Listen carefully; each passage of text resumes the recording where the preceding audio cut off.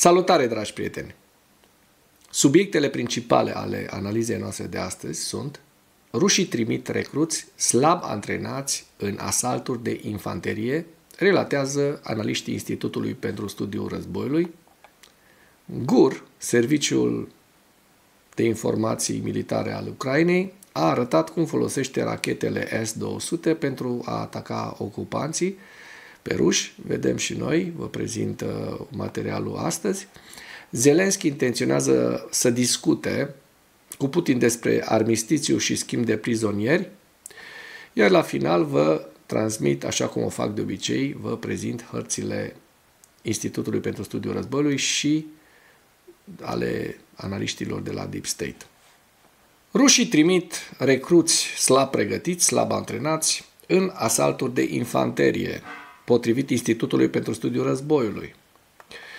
Potrivit Institutului, ocupanții ruși trimit recruți slab antrenați în asalturi de infanterie, în ciuda numărului mare de victime, astfel încât Rusia să aibă o poziție mai bună în potențialele negocieri cu Ucraina și Statele Unite. Se relatează că armata rusă generează suficiente forțe pentru a înlocui pierderile și crește numărul trupelor rusești în Ucraina, în ciuda creșterii pierderilor pe kilometru pătrat, pe care vi le-am tot prezentat. Președintele Putin pare să accepte pierderi semnificative în schimbul unor randamente reduse pentru a obține poziții avantajoase pe câmpul de luptă și pentru a reglementa percepția capacităților militare ale Rusiei de a pune presiune pe Ucraina în negocieri. Astfel, pe 13 mai, Putin a declarat că între 50 și 60 de mii de oameni se înrolează voluntar în rândurile armatei ruse în fiecare lună. Institutul consideră că declarațiile făcute în Rusia și Ucraina cu privire la dimensiunea armatei de ocupație indică faptul că Rusia poate genera suficiente forțe pentru a înlocui pierderile, crescând în același timp dimensiunea totală a grupului său de trupe în Ucraina. Astfel, Rusia continuă să sufere pierderi de personal în comparație cu nivelul pierderilor pe care forțele rusești le-a suferit în perioada intensificării ofensivei din toamna anului 2024, în ciuda unei încetiniri a ritmului de avans în primele 4 luni ale anului 2025, iar forțele rusești sunt probabil capabile să genereze suficiente forțe pentru a menține nivelurile de înlocuire și a crește dimensiunea forței rusești din Ucraina prin desfășurarea rapidă de trupe de calitate inferioară în unitățile de front. Se observă că noi recruți ruși urmează doar o lună de antrenament înainte de a fi detașați în Ucraina. Armata rusă acordă acum prioritate trimiterii de recruți slab antrenați în atacuri de infanterie cu pierderi mari pentru a obține progrese devastatoare în ciuda ratelor mai mari de pierderi pe kilometru pătrat. Rusia încearcă de asemenea să continue negocierile pentru a obține concesii suplimentare din partea Statelor Unite, în timp ce face progrese suplimentare pe câmpul de luptă, progrese pe care vi le-am prezentat și ieri. GUR a arătat cum folosește rachetele S-200 pentru a ataca ocupanții ruși. Direcția principală de informații militare a Ucrainei folosește rachete antiaeriene cu rază lungă de acțiune din complexul S-200 pentru a ataca ocupanții ruși. Armata scrie despre acest lucru cu o referire la un videoclip difuzat de către cei de la GUR. Imagini exclusive publicate în premieră arată pregătirea rachetelor pentru utilizare, încărcarea lor pe lansator și umplerea cu combustibil lichid, precum și lansările în sine. Hai să vedem. Aici avem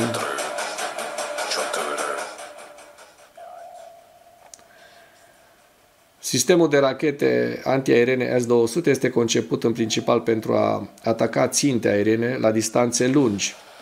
Totuși, judecând după videoclipul și declarațiile inamicului, forțele de apărare ucrainene au adaptat aceste sisteme pentru a ataca țintele terestre. Încă de anul trecut au fost publicate online imagini cu utilizarea lansatorului S-200 cu racheta 5B-28. Astfel de sisteme au fost în serviciu de apărare antiaeriană a Ucrainei după prăbușirea URSS. Cu toate acestea, după 2013, Ministerul Apărării ucrainean a recunoscut complexele ca fiind învechite și a decis să le retragă din serviciu de luptă cu eliminarea ulterioară. Anterior au existat sugestii că Polonia ar putea fi un posibil donator al complexelor în timpul conferințelor Defense 24 Days din 2024. Un reprezentant al Comandamentului Forțelor Armate din această țară a raportat că brigada a 3-a de rachete antiaeriene Varșovia nu mai are astfel de sisteme în arsenalul său. În același timp, nu a exclus ca sistemele ucrainene care au fost anterior scoase din funcțiune să fi fost restaurate. După cum se știe, Rusia a declarat în repetate rânduri că Ucraina îi atacă teritoriul cu rachete antiaeriene S-200 modificate. Într-o versiune modificată pentru lovirea țintelor terestre, rachetele 5B-28, care au o lungime de 10,8 metri și cântărind 7,1 tone, cu un focos de fragmentare care cântărește 220 de kilograme, îndeplinesc de fapt rolul unor rachete balistice. Declarații similare au apărut în vara anului 2023. Pe 19 august, Ministerul Apărării din Rusia a raportat un atac nocturn cu astfel de rachetă asupra Crimeei ocupate temporar, dar nu a existat nicio confirmare sau comentariu din partea armatei ucrainene. Rachetele de acest tip sunt capabile să lovească ținte aflate la o distanță de peste 300 de kilometri.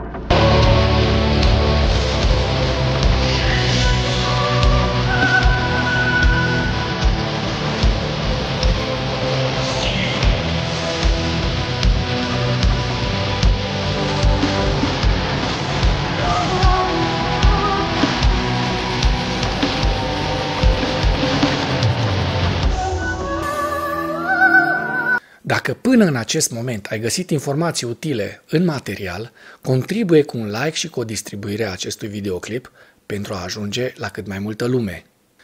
Zelensky intenționează să discute cu Putin despre armistițiu și schimb de prizonieri.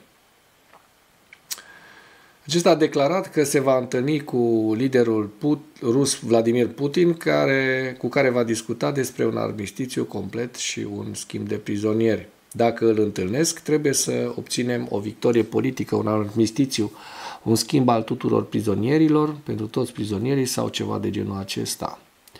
Potrivit acestuia, rușii nu vor avea încredere în ucraineni, iar ucrainenii nu vor avea încredere în ruși. El consideră că doar intermediarii externi pot garanta respectarea oricăror acorduri. Zelensky insistă asupra necesității unei medieri fiabile și echilibrate care să fie respectată de ambele părți. În special, el menționează Statele Unite ca un posibil garant al mecanismului de control și consideră că prezența președintelui Trump l-ar putea încuraja pe liderul rus să vină. Dacă Putin nu vine, va apărea o înfrângere completă pentru el. El solicită noi sancțiuni dure împotriva Rusiei, adică Zelensky, în special din partea Statelor Unite și Uniunii Europene. În ceea ce privește durata posibilă a conflictului, Zelensky a răspuns: nimeni nu știe cât va dura, dar nu 10 ani. Ucraina nu va rezista. Acest lucru este costisitor pentru toată lumea și nu numai pentru prieteni, ci și pentru dușmani. Suntem în ziua 1176 a războiului din Ucraina, la data de 14 mai. Rușii au în ultimele 24 de ore următoarele pierderi: 1240 de militari, 2 tancuri, 14 vehicule blindate de luptă, 47 de piese de artilerie, un lansator de rachete și 3 sisteme antiaeriene. Și vedem aici lista pierderilor rusești în integralitatea lor. Acum mergem la hărțile Deep State, să vedem dacă au existat modificări ale fronturilor. Așa cum se poate vedea în partea de sud, nu există modificări semnificative ale fronturilor.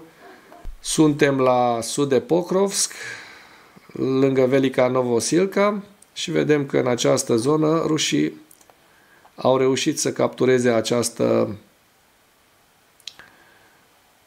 această bucată de teritoriu în jur de, să zicem, 4 km pătrați sau 3 km pătrați la Novosilka. De asemenea, rușii au reușit la Rozliv să captureze aproximativ jumătate de kilometru pătrat. La nord de Pokrovsk, așa cum se vede în această hartă, rușii se îndreaptă către Malinivka și vorbim aici tot așa de vreo 3 km pătrați capturați de către armata rusă în ultimele 24 de ore. La Ceasoviar nu există modificări ale fronturilor, așa cum se poate vedea, și nici mai la nord, în zona Kupianskului, în zona Vovchansk, de asemenea, lucrurile stau destul de stabile, iar în zona Kursk, așa cum se poate vedea în această imagine, ucrainenii încă dețin aceste două bucăți de teritoriu, care împreună însumează undeva la 15 km pătrați. Mergem mai departe la evaluarea campaniei ofensive rusești la data de 13 mai în viziunea Institutului pentru Studiul Războiului, cu principalele știri. Se pare că armata rusă generează suficiente forțe pentru a înlocui pierderile și consolidează dimensiunea grupării de forțe rusești din Ucraina, în ciuda unei rate crescute a victimelor pe kilometru pătrat câștigat.